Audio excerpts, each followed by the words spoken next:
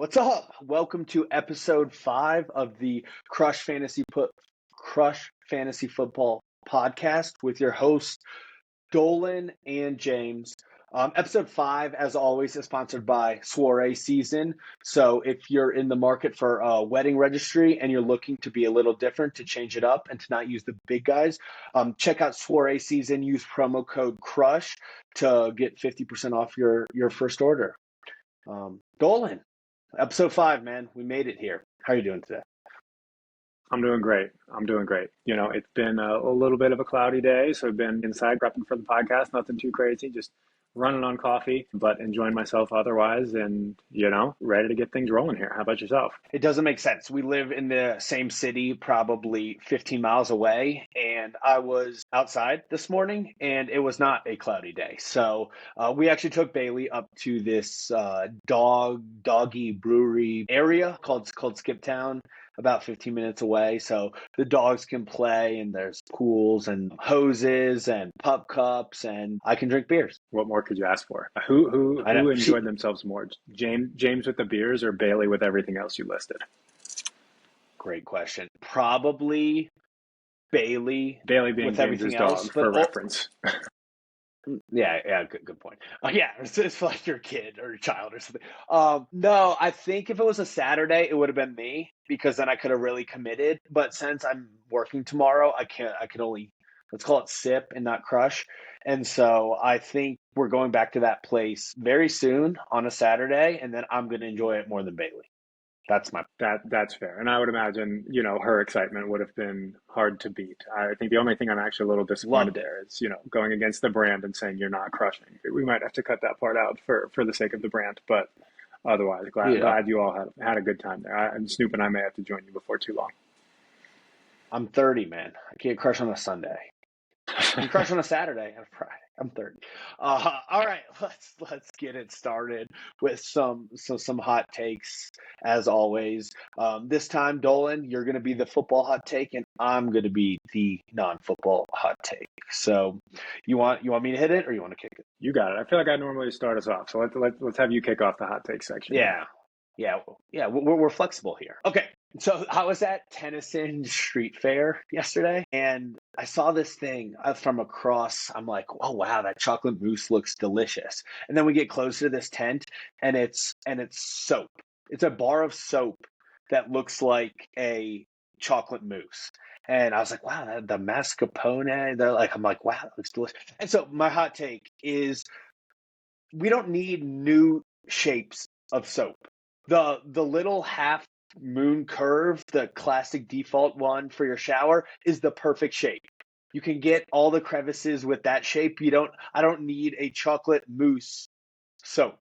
Like, it has spikes on it for the top of the mousse.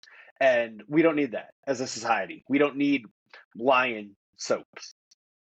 Even a rectangle that's not the little crevice doesn't feel right. That's my hot take. Don't mess with soap. It's the right shape. Don't mess with soap. I don't know how hot of a take that is. I think I agree with you on that one. I wouldn't say I strongly disagree. I'm not super passionate about it, but I cannot say at one point in my life I'd said, you know what, I really wish I had a fun shaped soap. Maybe there are little kids out there. Maybe There's a market we don't know of, but I'm with you. I don't need any extravagance when it comes to my soap selection. I guess, natural segue here. Speaking of soap, my football hot take, it's crazy that this actually feels like a hot take with who this team actually is and what the roster looks like on paper. But I think this is the year the Steelers finally go under 500. It's never happened in the entire Mike Tomlin era. And I just think all signs point to this being the biggest house of cards team ever. They're very clearly built to only survive one more year. Yes, they have some foundational pieces that'll be around for longer, but they're about as all in gets. And I think, sometimes when you go all in, you wind up all out. And I just think that's exactly what's going to happen to the Steelers. I think Aaron Rodgers is kind of washed. I think he's smart enough to be competent, but I have a very hard time envisioning this offense cracking the top 20. I think their defense is going to be very good, but I don't think they're going to be good enough to carry that level of an offense. I cannot see the Steelers getting to 9 wins this year. I think this is the year they say, all right, it was a good run. Let's press reset, and things start to look pretty different next offseason. Death, taxes, Mike Tomlin will win 9 games and make the playoffs. I guess he I probably has know to win 10 it feels so in the wrong. NFC. In the AFC. Yeah, it feels wrong because it is wrong. You could have gone into any one of the last 4 off seasons with that same take, right? And you would have been wrong. On paper, it makes sense, but the heart, there's just something about that guy, that program, that city that they're going to figure out a way. And the defense is going to be good, right? I think we both think the defense is going to be good, and the offense, if Aaron Rodgers stays healthy, I think is a probably big caveat here. I don't think Mason Rudolph is doing it. Yeah, I don't know. I don't really have much to say. But he has, which we is could the have bet crazy against thing. it. The fact that Mason Rudolph has in the past is exactly why this is a hot take. It shouldn't be, but we've It just, shouldn't like be. you said, time and time again, seen it from this organization. So I think we're officially out of magic, and this is the end of the road for him finally. So how we do this program is the first show of each week, we do a fantasy football show. And then the second episode, we focus on our Crush Cities Dynasty League. Today, we're going to deep dive into one of our favorite team that everybody roots for, a really easy team to root for. So we're going to double click on my co-host, Michael Dolan's team, to see what he's thinking. So speaking of teams that never miss the playoffs, I think this is the perfect segue for me here. I couldn't do it. I will start this off with just a quick overview of the team holistically, run down the roster. James gave the overview of our team league settings last week. This is a super flex league. In addition to that, we start, 2 running backs, 2 receivers, 1 tight end, and 2 regular non-super flex spots. So at quarterback, I am rolling out Jalen Hurts as my QB1, Kyler Murray, QB2, and then on the bench, I have Matthew Stafford, Daniel Jones, and Kirk Cousins. A running back is where my team is definitely weakest. As of right now, I have DeAndre Swift and Jerome Ford in my starting lineup.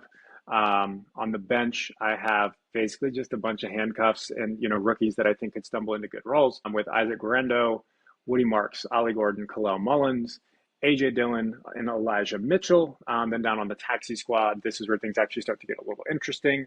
Travion Henderson and Quinshon Judkins are 2 guys that I fully plan on elevating to the active roster this year. And then in addition to those guys, I went very running back heavy in this draft. I have Damian Martinez, Jordan James, Jarquez Hunter, Kyle Monungai, and then a pick from last year who's still on taxi, Rasheen Ali. So not a ton of excitement there until you get to those 2 big name rookies. But the receiver room is a little bit of a different story. I think this is, aside from tight end, which is a onesie position, my strongest group, where I have CeeDee Lamb as my wide receiver 1. Wide receiver 2 is a toss-up between Rashee Rice or Marvin Harrison Jr. And then I would say another toss-up at receivers 4 and 5 with Jamison Williams and Devontae Smith. Josh Downs rounding out the wide receiver 6 spot pretty solidly. And then Kayshon Boutte is the only other receiver I have on my roster as just a pure depth piece. And, if you listen to our last episode, you'll hear a little bit of why I have a little bit of belief in him this year. Then closing us out, we have the tight end position, which, again, probably my strongest position overall in the starting lineup with Brock Bowers, who's been fantastic. And then on my bench, I have Brenton Strange and Michael Mayer. So not a ton of depth, but I do think Brenton Strange is going to be startable in a pinch. And, Michael Mayer is the rare tight end handcuff who I think could do, a little bit of good for me. So that rounds out my roster. Anything in particular you want me to touch on there, James, or anything you want to add before we get into a little more of the strategy, next steps, and what I'm thinking short and long term? Yeah, if you're going to get into, because that was going to be my question. When you sit back, do you really think you're the 6th best team and you're like, am I guaranteed a playoff spot? Or are you sitting back thinking, this current roster, I need to upgrade somewhere? Yeah, Things good change. question. And I should have touched on this in the tee up as well, but I also do have a ton of future draft capital. I think I always do a pretty good job of, keeping some cash in the bank, so to speak. So I do have 3 first-round picks and 2 second-round picks next year. In 2027, I have an additional 2nd and an additional 4th. And then 2028, I just have my normal slate of picks. So as far as strategy, I think you hit the nail on the head. Like, I kind of always enter the season thinking like, hey, I do want to be, a 5 or 6 seed. I think making the playoffs every year is more advantageous than, swinging big, getting a top seed, and then potentially having to rebuild down the line. So that's just kind of a philosophy that I build around. And I think right now my team is above a 50% shot to make the playoffs, but far from a lock, because I think there's a lot of things that need to break right. And one thing that we talked about a little bit before this, I am a little worried about what the start of my season is going to look like, with being heavily reliant on rookie running backs. Rookies tend to take time in general, and now learning that both Rashee Rice and Quinshon Judkins are likely going to miss a lot of games at the start of the season. That's where, over the past less than a week, I've started to really have to think about, okay, what is my strategy going to be? So I typically like to save those first round picks that I keep in my back pocket to either help myself in event of injury. Say Kyler tears his ACL and I need another quarterback. I'd like to be able to potentially overpay to get Justin Fields for a first round pick or something like that to get me through the rest of the season. Or the other plan is like, hey, I'd love to be able to tier up somehow. For some reason, some team wants to start to rebuild and, they're willing to offload a superstar receiver or something where I can give, Devontae Smith and a first, or, even more than a first, to upgrade into one of those truly, truly elite assets. But because I think the start of my season is going to look a little rough, I'm definitely going to do some shopping to see, hey, is there anyone, maybe they're not quite a first round value, or maybe they're a little more than a first, that I can figure out, okay, I need a little bit of stability here, because the last thing I want to do is be staring at this roster that I think towards the end of the season could really be putting up some points as some of those young guys start to find their groove. But because I started out the season, 1-4 or 1-5, 2-4, the odds of the playoffs aren't looking great, even if I'm putting up points at a playoff caliber team. It's funny how we think the same. The first thing I thought of when I was looking at this team, I was like, the first thing I would do is tier up at receiver before the season. And I'm curious your thoughts. I was like, you have the picks. I think you gave a good overview. The 326 first, the 226 seconds, and then all the future picks. And I'm like, that's how you sustain yourself. I don't think you want to, and this is my opinion, right? I'm not talking on your behalf. I was like, you don't want to let's say, go get the running back. Let's say either the CMC or the Jacobs, who might be a little older. Like, you want to see how that shakes out. But going and getting in a second elite receiver, right? And maybe third, depending on what you think of Rashee, before the year, because you have the assets to do it. I thought that's probably a move he can try to make. And then I went looking, like, who would I look to get? And here's some names I landed on, and I'd love to see what you think. The two I like the most, and I factor in kind of the owner, what it would require to cost, etc. And so the two I landed on that I like the most are AJ Brown, and then the second is Amon-Ra. Those two are acquirable dudes who might be able to get, like, because then you're looking at an elite receiving core, an elite tight end, and borderline elite quarterbacks, right? Jalen Hurts definitely is. So I think that makes up for the running back room to let the guys come along. And the other three I thought of were Tyreek Hill. I don't think you want to do that personally. Nico Collins and BTJ. Yeah, it's funny. I actually I'm definitely in lockstep with you. I think that's right. I just think those guys are so hard to acquire that it kind of takes some sort of earthquake to make them available. Like maybe it's the Amon-Ra owner's other wide receiver. Like maybe he has Justin Jefferson, for example. Maybe it's, Justin Jefferson is out for the year. His running backs, start to fall off because of the age decline. And then all of a sudden he's like, okay, I got to sell. And the opportunity presents itself.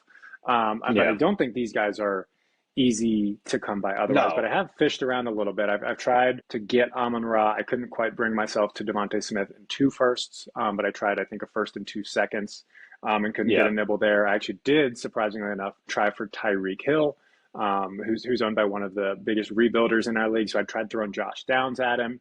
I think I was a little close, but didn't quite get there. And then I think I would love to add the rest of the names you added. I just think their owners are all very, very, very high on those guys, to the point where it will be really, really tough. And I think I'll have a hard time stomaching the price tag until something else changes. But I definitely agree that is my best path to making this team better, especially if I can find one of those, real gems that's going to be worth it, not just for this year to get me over the hump that I need to start the season, but if it is someone who I can rely on for the next 3 to 5 years.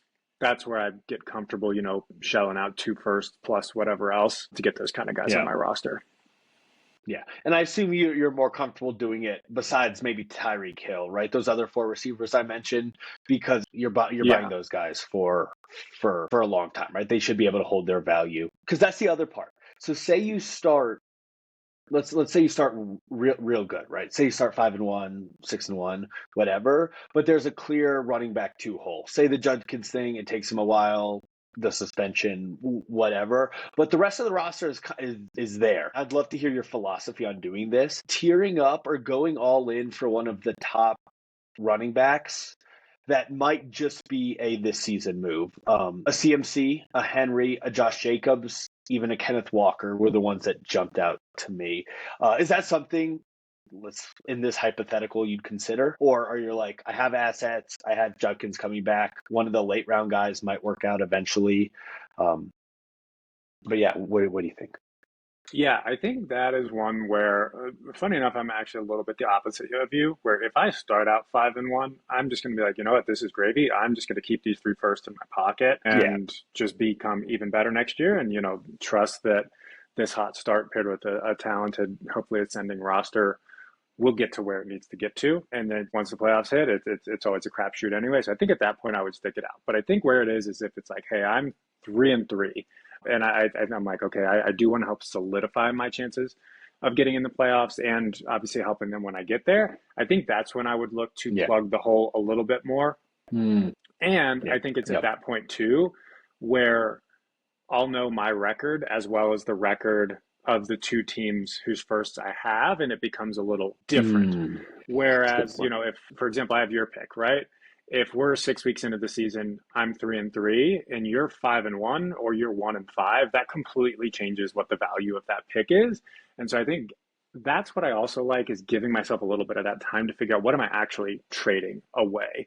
Yeah. Um, so I think as tough as it is to sometimes be patient, I think waiting until that week 5 or 6 mark to see where my team is, to see where these other two teams whose picks I have are, that's when I can start to make my decision. And, hopefully I'll have some players coming back from injuries or I guess suspensions is just these two's case here by then and have a little more clarity of what that's going to look like.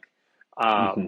But yeah, my approach right now is definitely let's see if I can survive. I'm trying to play the multi-year plan here, and I guess backing things up. That's kind of how I got to the point of this roster. Is I looked at okay, the classic build out the receivers, quarterbacks, tight end first, and then fill in the running backs later. And I knew this year was going to be a very strong running back class.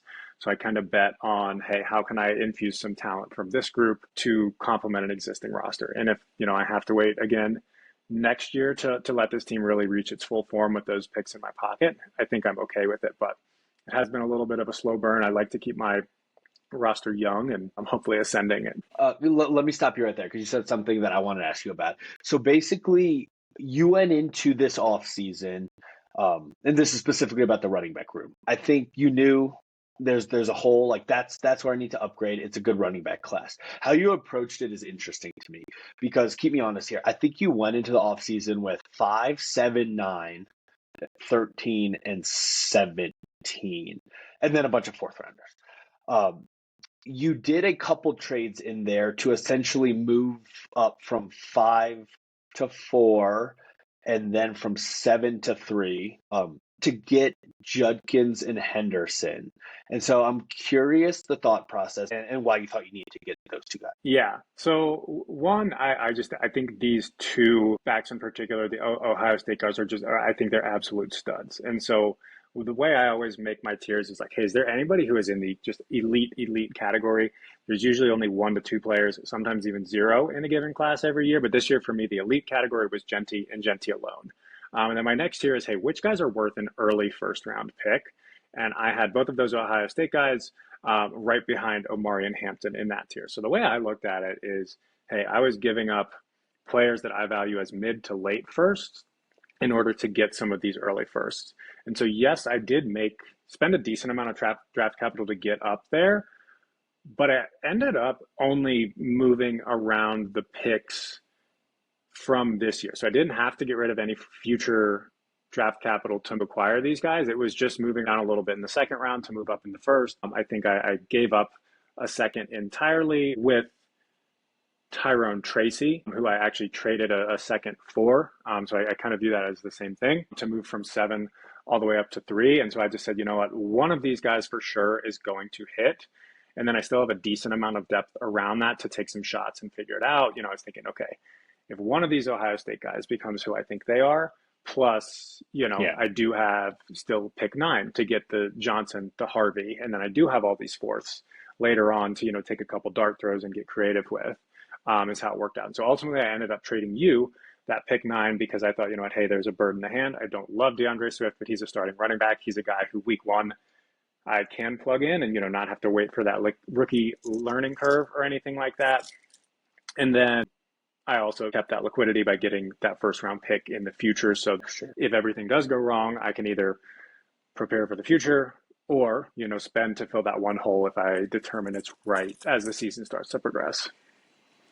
Yeah. One question just to change a little off. I know we've talked mostly running backs. The quarterback 2 position, upgrading Kyler Murray to a real number 2 running mate for Jalen Hurts. Have you thought about it at all? And I know it's impossible to get Jaden Daniels and Lamar and Josh Allen. I guess my question would be for the middle of that. Let's say quarterbacks 5 through, if Kyler Murray's somewhere between 12, for example. So maybe quarterbacks 5, 6, 7. Have you thought about upgrading that position at all? Yeah, I've thought about it, but I don't think unless you're getting to the tippy top, it's necessarily worth it. What I have thought about is actually going in the opposite direction and saying, okay, what if I can sell Kyler because he's still young-ish, because, he does still have the value, the rushing value, people are still excited about a year 2 breakout, me included, for Marvin Harrison.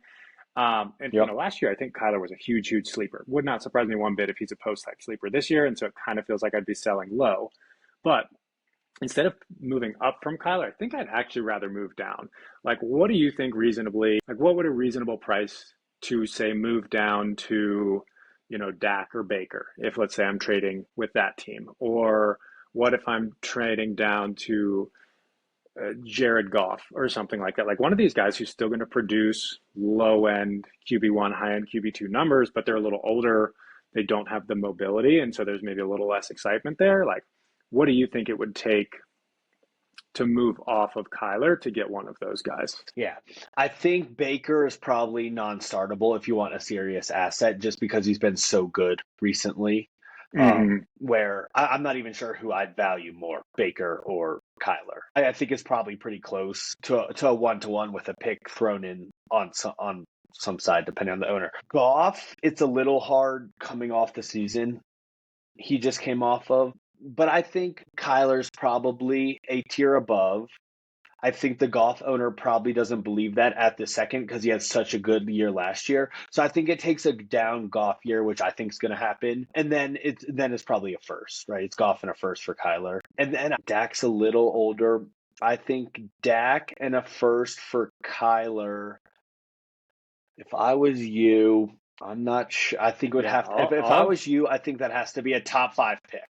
I'll jump in. I think you have to know it's a good I first. think I would take a decent second on top of either of those guys for Kyler. Even Dak? I think, I mean, we talked about last episode. I think Dak's going to swing it this year. I think he's in for a great season. So I really like what I'm getting from Dak this year. And so, if it's a championship caliber team second versus an early second, I think that's maybe a different story. But if I can get an early second, I'd be pretty comfortable with that tier down, knowing that, Kyler's not a guy I feel super confident in long-term anyway. Yeah. And all signs are pointing to quarterback being the strength of this next draft class. So if it's like, okay, pairing everything together, I have firsts for next year's draft class. So I can think a little more short-term with my current quarterback situation and get a pick on top of that without a sacrifice in production. But I think that's the best way for me to extract value from him right now, just because it is going to be so expensive to go up. Like, let's do this one. I think, right in that quarterback 5 to 8 range,